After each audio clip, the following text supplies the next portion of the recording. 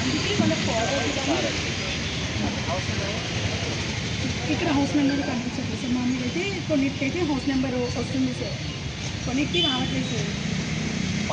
Number ఉంది, ఇది భార్య ఉంది కదా, మీ భార్య ఉండాలి చూపిస్తారు కదా, మీది లేదా మీ గురించి ఎగ్జాక్ట్ కనిపెట్టచ్చు కదా. కాదమ్మా, ఇప్పుడు అడిగే పాయింట్ ఏంటంటే ఇతని పేరు మనీష్. ఇంతకుముందు మ్యాపింగ్ చేసినది ఏం పేరు చేశారు? మనీష్ అనే పేరుతోనే చేశారు. కానీ ఇతను రాసుకొచ్చినది ఇతను రాసుకొచ్చింది మహేష్ అనే పేరుతో ఏ కాన్స్టిట్యున్సీలో ఉంది పాతది? ఇది మన కాన్స్టిట్యున్సీలోనే ఉంది సార్, కర్నూలులో. కానీ మనకు వచ్చి అప్పుడు వచ్చేది ఐజీఎంఎంకి 156, 157 సార్. ఇవి పోలింగ్ బూత్స్ బాగా ఇవి. కానీ నేను 146లో రాసుకొని వచ్చాను సార్. 146 ఏరియా కూడా దీన్ని రాలేదు.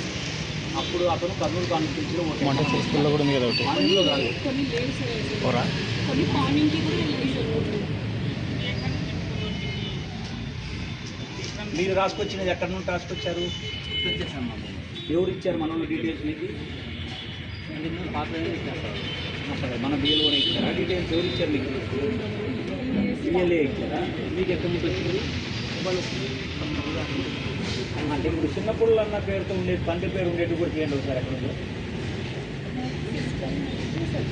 ఆ చిన్నప్పుడు అన్నతో కూడా తీయండి, చెప్తాను.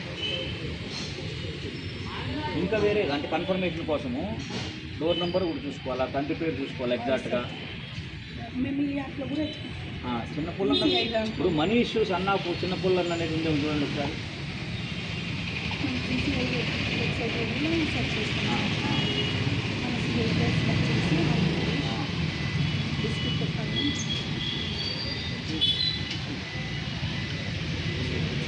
మా డౌట్ ఏంటంటే ఇతను కర్నూలు కాన్స్టిట్యున్సీలో పాటలు ఓటేశారు, మీరు మ్యాపింగ్ ఏమో పానింగ్ కాన్స్టిట్యున్సీలో మ్యాప్ చేశారు. ఎవరైనా కానీ అక్కడ ఇప్పుడు సెట్ చేస్తున్నామని చెప్పారు. అదే సార్, నేను వీళ్ళకి డేట్ దొరుకుతున్నప్పుడు వీళ్ళ పేరెంట్స్ ఉంటారు కదా సార్, వీళ్ళ పేరెంట్స్ కూడా 2002లో ఓటేశారు కదా. వాళ్ళ డీటెయిల్స్ సెట్ చేస్తాను, వాళ్ళ డీటెయిల్స్ దొరుకుతున్నప్పుడు వాళ్ళకి క్లోజింగ్ చేస్తాను. మీ ఫాదర్ డీటెయిల్స్ ఉన్నాయా? ఇవ్వండి. మీ ఫాదర్ ఓటు ఉన్నప్పటికీ ఓటర్ కార్డు ఉందా? దాంట్లో చేయండి. అప్పుడు క్లోజింగ్తో చేయండి, ఇక్కడ నుంచి కాకుండా. లేదు నేను చెప్తాను, ఇప్పుడు చెప్తాను.